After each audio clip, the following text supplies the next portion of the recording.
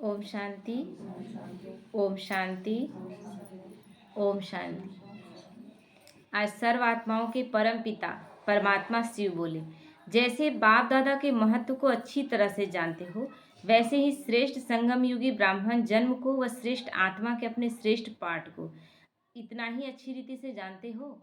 बाबा पूछ रहे हैं, बाप दादा दोनों को जान रहे हैं ना? कितना उनका श्रेष्ठ कर्तव्य है वो भी जान रहे हैं।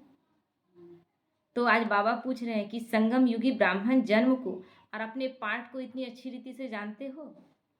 अगर जानेंगे तो हमारा कर्म कैसा होगा? हर कर्म श्रेष्ठ होगा। कोई भी कर्म में कोई हमें दोष नहीं देगा कि आप ऐसा कि आप ठीक नहीं की, है ना? कोई सवाल नहीं उठेगा। तो जैसे बाप महान है, वैसे ही बाप के साथ जिन आत्माओं का हर कदम व हर चरित्र के साथ संबंध व पाठ है, वह भी महान है, क्योंकि भगवान ने हमें चुना। भगवान क्या कहता है, कोटों में कोई और कोई में भी कोई वो विशेष आत्मा है जिसने मुझे पहचाना। भगवान तो आया हुआ है, 800 करोड़ आत्माएं हैं, लेकिन क्या सब पहचानते हैं? तो बाबा बोलता है जिसने पहचान लिया वही विशेष हो गए। तो अपनी विशेषता अपने बाबा इसलिए कहता है कि किसी ब्राह्मण आत्मा में जो भगवान को पहचान कर जैसे भी चल रहा है ना, तो किसी पे हमें प्रश्न नहीं उठाना है। ठीक है, उसकी स्थिति इतनी है कि वो उतना ही उठा रहा है, लेकिन भगवान को पहचाना तो सही। ये उसकी सबसे बड़ी विशेषता है कि उसने इतनी करोड़ आत्माओं में भगवान को पहचाना, और इसीलिए वो ब्राह्मण है, और इसीलिए वो क्या है, सम्माननीय है। ऐसा नहीं हम बहुत धारणा कर रहे हैं, कोई नहीं कर पा रहा है तो उसके लिए मेरे नज़र में अपमान हो, ऐसा बात नहीं होना चाहिए कि मेरे से कम है, ये बात नहीं आना चाहिए। तो इस महानता को अच्छी रीति से जानते हुए हर कदम उठाने से हर कदम में पद्मों की प्राप्ति स्वतः ही हो जाती है, क्योंकि सारा आधार स्मृति पर है। क्योंकि अब स्मृति है, हर कदम उठाते वक्त ध्यान रहे कि हम हैं कौन। बाबा बोला ना कि कर्म करते ध्यान रहता है, कि क्या बाबा रहता तो ऐसा करता? अगर उस स्थिति में हम कर्म करते हैं, सदा स्मृति रहे, क्योंकि खेल केवल स्मृति और विस्मृति का है, केवल भूलने का और याद करने का, बस इतना ही खेल है। क्योंकि 63 जन्म से हम देह में रहे हैं, तो बार बार देह भान में आते हैं और हम भूल जाते हैं, और वहीं पर कर्म हो जाता है हमसे गलत। लेकिन क्योंकि हमने भगवान को अपना सब कुछ सौंप दिया है, तो जब भी गलत करते हैं तो भगवान क्या करता है, लगाम खींचता है, एक बार हमें एहसास दिलाता है कि तुमसे ये गलती हुआ। जब तक उस गलती को हम एक्सेप्ट नहीं कर लेते हैं, उस पर सुधार करने के लिए बाबा से माफ़ी नहीं मांग लेते और अपना सुधार नहीं करते, तब तक आपको भारीपन का एहसास होगा, आपको अच्छा फीलिंग नहीं आएगा। तो केवल खेल स्मृति पर है। स्मृति सदा पावरफुल और महान रहती है, या कभी महान और कभी साधारण रहती है? ऐसा होना चाहिए क्या? कभी महान यानी स्मृति में है, कभी साधारण स्थिति यानी उस समय स्मृति में नहीं है। केवल स्मृति और विस्मृति का खेल है। और विस्मृति में आते हैं तो विस्मृति माया ऐसा उलझाती है ना कि आप अपने आप को बिल्कुल अपनी महानता को भूल जाते हैं, और लगने लगता है मेरे से गिरा हुआ, मेरे से कमज़ोर, मेरे से नालायक कोई है ही नहीं। फिर आप पूछते हैं दूसरों से क्या हम लायक हैं? सोचिए, ये स्थिति हो जाती है। तो वह कभी स्मृति तथा कभी विस्मृति में नहीं आता। जो जैसा होता है वैसा ही वह सदा स्वयं को स्वतः ही समझ कर चलता है। वो कभी स्मृति और कभी विस्मृति में नहीं आता। ऐसे ही जब आप उच्च ब्राह्मण हो, विश्व में सर्वश्रेष्ठ आत्माएं हो और विशेष पाठधारी हो, फिर अपने इस अंतिम जन्म के इस रूप की, अपने पोजीशन की व अपने कर्तव्य की स्मृति कभी विशेष और कभी साधारण क्यों रहती है? क्या बाबा ने हमें सब कुछ बता नहीं दिया कि हम कितने विशेष हैं? क्या हमारा कर्तव्य हमें याद नहीं कि मेरा कर्तव्य कितना श्रेष्ठ है? भगवान ने मुझे किस चीज़ के लिए चुना है? पूरे विश्व के परिवर्तन के लिए चुना है। लेकिन हम जैसा करेंगे वैसा देखकर लोग करेंगे ना। अरे ये करती है तो हम लोग कर लेंगे तो क्या है। कभी कभी क्या होता है, जो हमसे भी आगे हैं और उनसे गलती होती है तो हम थोड़ा सा मन में लगता है कि अरे इनसे गलती हो रही है, यानी चलो हम लोग भी थोड़ा बहुत ठीक ही हैं। ये क्या है, गलत वाइब्रेशन है। बाबा कभी बोला कि भाइयों को बहनों को इन सबको हमें फॉलो करना है? बाबा डायरेक्ट फॉलो किसको करने बोला? ब्रह्मा बाबा। उसने कर्म करके दिखाया, हमको उसको फॉलो करना है। लेकिन जब हम यहीं पर अलबेलापन आता है, लगता है इतने इतने महारथी ऐसे ऐसे कर रहे हैं तो हम लोग कर लिए तो कौन बड़ी बात है। ये अलबेलापन है। क्यों आप सोचते हैं कि कोई महारथी है? क्या हम सबको बाबा ने रोक कर रखा हुआ है महारथी बनने से? ऐसा बात तो नहीं है।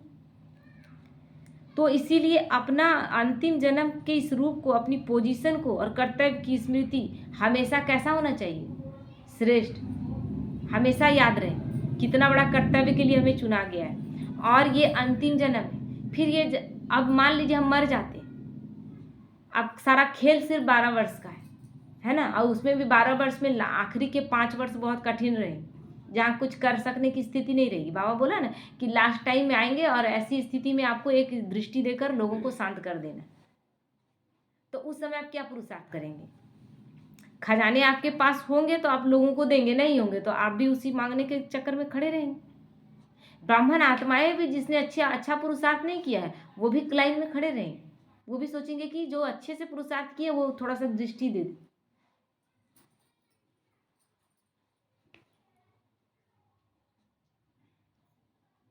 तो इसीलिए बाबा कहता है बार बार उतरना और चढ़ना क्यों होता है? ये चढ़ना उतरना का खेल क्यों होते रहता है? चढ़ने का मतलब केवल चढ़ना। तो हम क्या करते हैं, मान लीजिए सीढ़ी ही चढ़ रहे हैं, है ना, 4 सीढ़ी चढ़े और फिर उतरे और फिर आप चढ़े, कितना थकावट होगा? आप करके देखिएगा, ऐसे भी ना लौकिक में आप करके देखिए, स्थूल में करके देखिए। तो इसीलिए बाबा कहता है कि चढ़ने उतरने का खेल क्यों होता है? क्या इसके कारण को समझते हो? जबकि निजी स्वरूप है और जन्म ही महान है, तो अपने जीवन की और जन्म की महानता को भूलते क्यों हो? ये सर्वश्रेष्ठ जन्म है क्योंकि ये नया जन्म है। आप उस जन्म से मर चल गए। आप उस जन्म में किसी के पत्नी थे, किसी की माँ थे, है ना, किसी की बहन की। अभी क्या है? आप एक परमात्मा की संतान है और जितनी आपको देहधारी दिख रहे हैं वो सब आत्माएं हैं और सब आत्मा क्या है? भाई भाई। ये ध्यान रहे। और भगवान सारी सृष्टि को बदलकर नई सृष्टि की स्थापना कर रहा है जिसमें भगवान ने हमें अपना दाहिना हाथ बनाया। क्या हम वैसा कर्तव्य कर रहे हैं? मान लीजिए हम एक बहुत हम लोगों से भी गलती हो जाता है और हमसे भी नहीं होना चाहिए। मान लीजिए कि आप नहीं आते हैं एक दिन मुरली सुनने के लिए, आप सोचते हैं कि बहुत बड़ा काम किए और हमको कौन मना कर सकता है। हम एक दिन नहीं गए तो मतलब हम अपना मनमानी मनमत चला रहे हैं, लेकिन आप नहीं आकर क्या कर रहे हैं? लोगों के दिमाग में ये डाल रहे हैं ना कि छोड़ा भी जा सकता है। आप अपने साथ वाले को भी क्या कर रहे हैं? कहते हैं ना बाबा, संग तारे कुसंग बोरे। अपने साथ वाले को भी क्या दे रहे हैं कि नहीं जाने से भी कोई दिक्कत नहीं। आप सेवा कर रहे हैं कि सेवा को और बिगाड़ रहे हैं? सेवा तो आप कुछ कर नहीं रहे हैं और जो आपके रोज आने से जो सेवा हो सकती थी उसको भी आप छोड़ दे रहे हैं। तो क्या करेंगे आप? जिस कर्तव्य के लिए चुना गया है आप किसी को ज्ञान नहीं दे सकते, आप अपनी धारणाओं से किसी को खींच नहीं सकते, आप शांत स्वरूप में रह करके भी किसी को नहीं खींच सकते। कम से कम आना जाना तो कर सकते हैं, मुरली सुनने के लिए तो आ सकते हैं। वो भी आप छोड़ छोड़ कर करते हैं। एक इससे क्या होता है, जब मंदिर जाते थे ना 3 वर्ष लगातार हम मंदिर ऐसा गए कि बुखार भी है, 104 डिग्री बुखार है तो भी चल जा रहे हैं। तो देखने वाले लोग कहते थे कि आंधी तूफान कुछ भी आए एक दिन भी इनका नहीं छूटता है। तो जो कहते थे हम कभी इसमें ऐसा नहीं कि अहंकार हो गया। हम बोलते थे कि अच्छा आप हमको देख रहे हैं तो आप भी रोज आ रहे हैं तब तो हमको देख रहे हैं ना, रोज आप भी आ रहे हैं तब तो हमको देख रहे हैं। तो भक्ति में ऐसा अटेंशन था और लोगों को मतलब ये गया और इसी से अट्रैक्शन सबको हुआ। कोई हमको नहीं पहचानता था क्योंकि यहाँ तो हम लोग का बहुत पर्दा प्रथा था, निकलते उकलते उतना नहीं थे, एकदम बिल्कुल निकलना नहीं था। घर के अंदर सारा सुविधा है, बाहर निकले तो मार्केट गए या फिर कहीं, ऐसे तो सबके सामने आना जाना है नहीं। मंदिर जाना शुरू किए तो लगातार जाने से सबका अटेंशन गया। सबसे पहले खोजबीन करके किसके घर की बहू है तब सबको पता लगा। बोले इतने करीब में है हम लोग को पता ही नहीं था कि इनके घर की बहू है। लेकिन लगातार जाने से सबका अटेंशन खींचा। यहाँ आप कितने बड़े कर्तव्य को, यहाँ दूर दूर से बाबा बोलता है 10 माइल से भी आओ, लेकिन आओ और रोज जब आएंगे यही सेवा करेगा। कौन सा ऐसा ज्ञान दिया जाता है? रोज ये लोग किसी हाल में नहीं छोड़ते, कोई बहाना नहीं। मेरे घर में मेहमान आया था, मेरा बच्चा बीमार था, हम बीमार थे, कोई बहाना नहीं। एक बार करके तो देखिए, एक बार करके देखिए। हमें हर स्थिति में पहुंचना है। इसको एक बना लीजिए। अभी एक साधु है, अयोध्या के साधु है, मायके में ही गए थे, तो वो मतलब अयोध्या में ही मतलब साधु हैं, तो सब जगह घूमते रहते हैं, लेकिन अब स्थिति ऐसा हो गया कि यहीं पर रहते हैं। उधर उधर तरफ के ही हैं, लेकिन यहाँ एक परिवार उनको बहुत अच्छे से रख रहा है। अब बुढ़ापा आ गया, तो उनको पूछे, बाबा को भोग लगाया, तो बोले ये तो सन्यासी है बाबा, और बाबा का भोग लगाया तो इनको खिलाएंगे ज़रूर। तो खिलाए, आंगन में ही बैठे हुए थे, तो बोले कि बाबा नहा लिए हैं? तो देख के मुस्कुराए, बहुत बूढ़े, बहुत बूढ़े।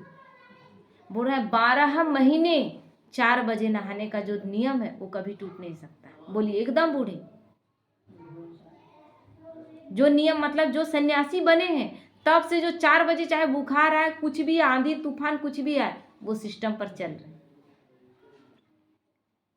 तो वो सिद्धि स्वरूप हो जाते हैं। वो चीज़, एक चीज़ आप पकड़ लिए ना, वही चीज़ आपको, एक अच्छा चीज़ नहीं कहते हैं कि शांति, शक्ति, पवित्रता, ज्ञान, प्रेम, आनंद और सुख 7 गुण है, लेकिन एक ही गुण को धारण अगर कर लेते हैं तो और सारे गुण आपका क्या छूट जाएंगे? आप शांत रहते हैं। शक्ति अपने आप में ही है। और शांत है कब? जब मन में पवित्रता है। शांत आप है तो ज्ञान भी है, तब तो शांत है। यानी आपको अलग अलग अलग हर चीज़ को जानने का या मानने का, रखने का जरूरत नहीं है, केवल एक स्वरूप को धारण कर लेना है। तो अपने जीवन में कोई एक गुण, कोई एक धारणा को परफेक्ट तरीके से लेकर चलेंगे तो उसी से पार लग जाएंगे। तो और हम कुछ नहीं कर सकते हैं बाबा, हम रोज मुरली तो आ सकते हैं ना। मुरली आने का मतलब नहीं कि आए और बैठ के सो गए, वो भी नहीं। मुरली आए और सुन कर जाए, बस एक धारणा इसी को कम से कम करें। ये बहाना नहीं, हम सेवा नहीं कर पाते हैं, मेरे घर में हमको टाइम नहीं मिलता है। एक कोई चीज़ को धारण करें ना, उसी धारणा को परफेक्ट बना, वही पार लगाते। तो भूलना तब होता है जबकि पार्ट बजाने के लिए टेम्पररी रूप बनाया जाता है ना। जैसे कि अब अमिताभ बच्चन लोग हैं, कोई हीरो है या हीरोइन है, तो वो तो एक पिक्चर में रोल किया, उसके बाद वो बार बार याद रखेगा क्या? फिर घर जाएगा तो वो अमिताभ बच्चन ही है ना। लेकिन हमारे साथ क्या है, हम आत्माएं उस रोल में बंधी हुई हैं, लेकिन जो निजी स्वरूप में आत्मा, उसको भूल गए। जो टेम्पररी था ना, उसमें फंस गए, और जो हमेशा के लिए, उसको साइड कर दिए। मैं आत्मा हर वक्त हूँ, चाहे मैं किसी के शरीर में हूँ या अभी नहीं भी हूँ, तब भी मेरा स्वरूप आत्मा। वो निजी स्वरूप हम भूल गए। तो निजी रूप न होने के कारण बार बार स्मृति और विस्मृति होती रहती है। यहाँ क्यों भूलना होता है? देह अभिमान के कारण। देह अभिमान क्यों आता है? बाबा पूछता है कि देह अभिमान क्यों आता है? तो बाबा कहता है इन सब कारणों को तो बहुत समय से जानते हो ना। बाबा कितना बताएगा? 63 जन्मों से संस्कार ही है अपने आप को देह मानने का। तो बार बार बाबा स्मृति दिलाता है और बार बार हम विस्मृति में आते हैं। तो इन जानते हुए भी निवारण नहीं कर पाते हो। जान तो गए हो ना कि किस कारण से देह अभिमान में आते हैं। किसी का बात दुख लग गया, इंसल्ट का फीलिंग आया, इन सब फीलिंग से किनारा कर लेना। कोई हमें इंसल्ट नहीं कर सकता है, और जो इंसल्ट करने लगे उसको इग्नोर करना शुरू कर दीजिए। अपना अपना रास्ता निकालिए। हम नीचे गिरेंगे, उससे अच्छा क्या करेंगे? हम अपना कोई रास्ता निकालेंगे ना भाई, कि तुम हमको इंसल्ट करते रहो और हम परेशान हो के अपना स्थिति बिगाड़ते रहें। अंततः हम क्या करेंगे? इग्नोर करेंगे, और कुछ नहीं करने सकेंगे, इग्नोर करेंगे। क्योंकि कोई भी हमारी स्थिति नहीं बिगाड़ सकता, हमारी स्थिति हम खुद बिगाड़ते हैं जब हम बातों को पकड़ते हैं। तो इसका कारण शक्ति की कमी है या दृढ़ता नहीं? या तो शक्ति की कमी है या फिर दृढ़ नहीं है आप अपनी जगह पर। यह भी बहुत समय से जानते हो, ऐसा नहीं कि नहीं जानते हो, फिर भी निवारण क्यों नहीं कर पाते? वही बात बार बार अनुभव में आने के कारण। परिवर्तन करना तो सहज और सदाकाल के लिए होना चाहिए ना, क्योंकि बार बार हो रहा है तो बार बार क्या करेंगे? अटेंशन बार बार जाएगा कि कहाँ मिस्टेक हो रहा है, और बार बार जाएगा तो अटेंशन बार बार जाएगा। उसके बाद स्वतः फिर क्या होगा? आदत बन जाएगा, है ना। बार बार कि नहीं, बार बार हम फंसते हैं, बार बार मेरे से मिस्टेक होता है, अब नहीं करना। यही बाबा को कहता है अभी हो रहा है, लास्ट में नहीं होगा। लास्ट में आपकी स्थिति पावरफुल होती जाएगी। क्यों? क्योंकि मान लीजिए हार भी रहे हैं तो दिन रात मेरा क्या चल रहा है, अच्छे बनने की प्रक्रिया में ही लगे हुए ना। प्रोसेस क्या है? प्रोसेस तो दिन रात है कि बाप समान बन जाए। कर नहीं पा रहे, नहीं हो पा रहा है, लेकिन दिन रात छटपटाहट किस बात की है कि बाप समान बनने की, तो बन ही जाएंगे। जैसे लौकिक रीति में मालूम पड़ जाता है कि इस बात के कारण नुकसान होता है, रिजल्ट अच्छा नहीं निकलता है, तो एक बार धोखा खाने के बाद स्वतः ही समझ जाते हैं ना कि बार बार धोखा खाते हैं। लौकिक में भी कोई ऐसा काम किए और जिस काम का रिजल्ट अच्छा नहीं हुआ, फिर दोबारा करेंगे? कोई छोटा सा बिजनेस भी करते हैं तो बोलते हैं कि नहीं बाबा, इसमें किए थे, इसमें बहुत पैसा फंस गया, अब दोबारा नहीं करेंगे। या किसी को पैसा दिए, वो पैसा डूब गया, नहीं आया, तो उसको फिर दोबारा पैसा देंगे क्या? ये सब लौकिक रीति में बहुत सारी, अच्छा से नहीं पढ़े थे, फेल हो गए, तो अगली बार फिर अच्छा से नहीं पढ़ेंगे कि अच्छे से पढ़ेंगे? ये सारा चीज हम कर रहे हैं, लेकिन यहाँ तो यही चीज करना है ना। दिन रात हमारा इम्प्रूवमेंट होना चाहिए, हमें आगे बढ़ना चाहिए कि पीछे जाना चाहिए। तो यही जब से ब्राह्मण बने तब से हम कितना आगे बढ़े, मेरी मानसिक स्थिति कितना चेंज हुई, कितना हम शक्तिशाली हुए, ये देखना है, ये चेक करना है। तो देह अभिमान के कारण अथवा किसी भी कमजोरी के वशीभूत होने से परिणाम क्या होता है? क्या परिणाम होता है? हमेशा बुरा होता है। तो इस बात के अनुभवी हो गए ना। जितनी बार देह अभिमान में आए उतनी बार हार खाए ना। तो बाबा कहते हैं कि बार बार हार खाए हो तो यहाँ क्यों फिर उसी धोखे को बार बार खाते हो? समझ में आ गया है ना? फिर उसी धोखे को क्यों खा रहे हैं? इस बात के अनेक बार अनुभवी हो चुके हो, अनुभवी होने के बाद फिर भी धोखा खाते हो, तो ऐसे को क्या कहा जाएगा? बाबा पूछ रहा है, ऐसे को क्या कहा जाएगा? इससे सिद्ध होता है कि अपनी महानता को स्वयं ही सदा जानकर नहीं चलते हो, भूल जाते हो, फिर वही साधारण अपने पाठ में आ जाते हो। मैं आरती हूँ, मैं कोमल हूँ, मैं ये हूँ, मैं वो हूँ, इसमें आ जाते। मैं आत्मा हूँ, इस पाठ को भूल जाते हैं। तो अपनी महानता को भूलते क्यों हो? कारण क्या है? क्योंकि विघ्न विनाशक सर्व परिस्थितियों को मिटाने वाले स्व स्थिति व पोजीशन के श्रेष्ठ स्थान और सम्मान की सीट जो बाप दादा ने संगम युग पर दी हुई है, उस सीट पर सेट नहीं होते हो। पकड़ते हैं अपने आप को, कहते हैं कि मैं मास्टर सर्वशक्तिमान हूं, क्या उस सीट में रहेंगे तो गलती होगा। हम उस सीट को छोड़ देते, और सीट जैसे ही छोड़ेंगे आपका वैल्यू खत्म।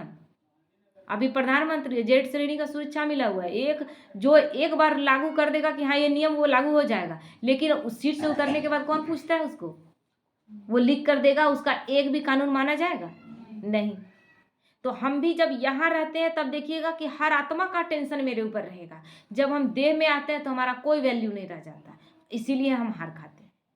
जबकि आदत है देह अभिमान में ही किसी को क्रोध करके, किसी को डराने का, धमकाने का, अपना पोजीशन दिखाने का आदत पड़ा हुआ है, तो वही पोजीशन में बार बार आ जाते हैं। लेकिन ब्राह्मण बनने के बाद आप वही स्थिति करके और अपना पोजीशन बनाना चाहेंगे तो नहीं बना पाएंगे, अब नहीं बना पाएंगे। क्यों?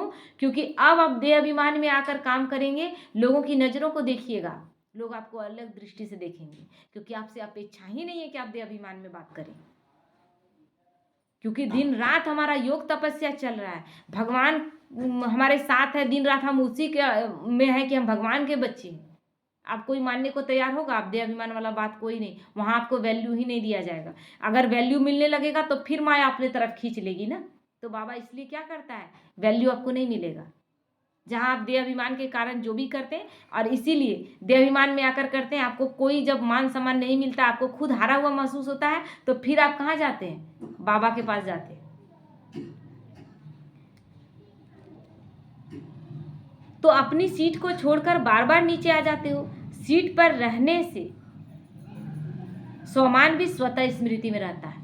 यहाँ मैं आत्मा हूँ, अगर मैं सीट में हूँ, मैं आत्मा हूँ, तब मेरे पास सारी शक्तियाँ हैं। मैं देव में हूँ तो मेरी कोई शक्ति नहीं है। तो स्वमान में कब रहेंगे? जब सीट पर है। सीट पर ही नहीं है, मैं आत्मा हूँ, यही भूल गया। और जब देह में है तो देह का तो निर्जीव है, उसका तो कोई अस्तित्व ही नहीं है। देह भान में आप जो भी करेंगे उसका कोई स्थिति नहीं।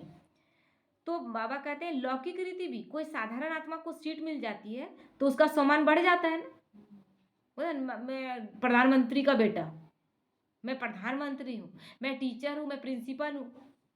अपने आप को अथॉरिटी जैसा समझते हैं ना, तो उस नशे में स्वतः ही स्थित हो जाते हैं कि हाँ, ये मेरा पोजीशन है। तो ऐसे ही सदा अपनी सीट पर रहो तो सम्मान निरंतर स्मृति में रहे, समझा?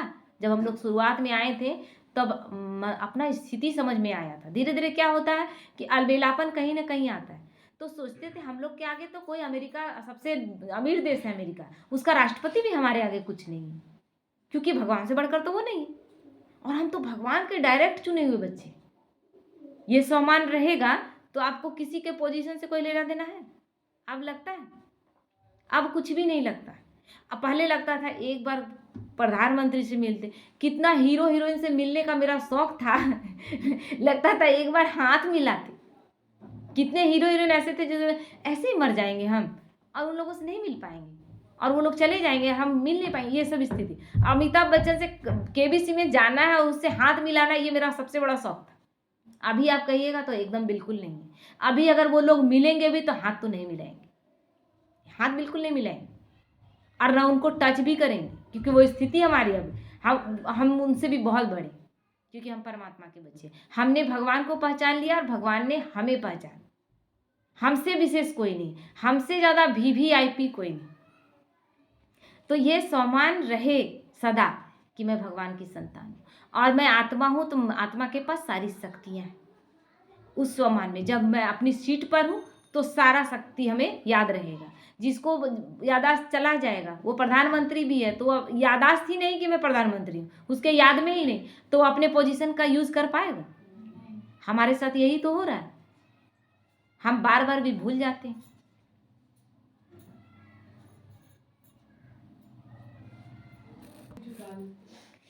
तो बाबा सब बोलकर क्या बोला, समझा?